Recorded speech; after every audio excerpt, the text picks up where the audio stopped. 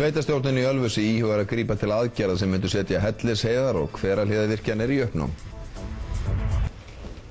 Sveitarstjórn Ölfus ætlar að ákveða á 50 hvort aðalskipulag sveitarfélagsins verði endurskoðað. Slík endurskoðun myndi setja áform Hverahlíðarvirkjun og stækkun Hellisheiðarvirkjunar í uppnám, því þá verður ekki hægt að virkja á svæðinu næstu 2 árin. Lilja Valgerður Pétursdóttir.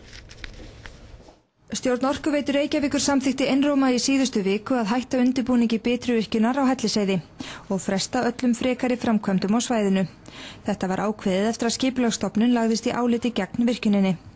Svæðið þar sem reisa átti Bitruvirkjun í landi Ölfus og var bæjarstjórinn þar fyrir miklum vonbrigðum með ákvörðun stjórnar Orkuveitunar. Í bréfi sem skipulagsstofnun sendi sveitarfélaginu leggur stofnunin til að gerð sé heildarendurskoðun á gildandi aðalskipulagi sveitarfélagsins. Sveitarfélagið íhugar nú hvort rétt sé að gera slíkt og verður ákvörðun það tekin á bæjarstjórnarfundi næsta fimmtudag. Við höfum unnið með það að leiðarljósi að orkan af þessum virkjunum eða hluta þessum virkjunum kæmi til atvinnuuppbyggingar í Ölfusi. Þannig höfum við unnið síðustu 2 ár mjög markvisst og sett í það mikla peninga og mikla vinnu og nú er það slegið út af borðinu.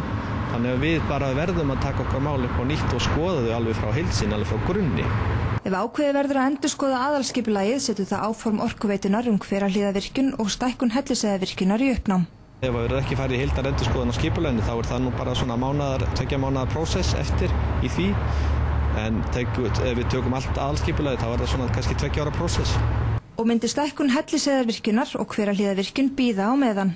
Orkan sem þær eiga að framleiða á meðal annars að fara til Norðuráls í Helguvík og Grundartanga og til að mæta aukinni notkun raforku á höfuðborgarsvæðinu. Bitruvirkjun gæti enn orðið að veruleika því þó að Orkuveita Reykjavíkur vilji ekki virkja þar þá gætu aðrir aðilar gert það og jafnvel hefur komið til tals að Ölfusingar, hugsanlega í samstarfi við aðra, stofni sjálfir félag til þess. Útilokið ekki að bjóða einhverjum öðrum þetta? Ég vil bara ekki orða það þannig en við erum að skoða þetta bara.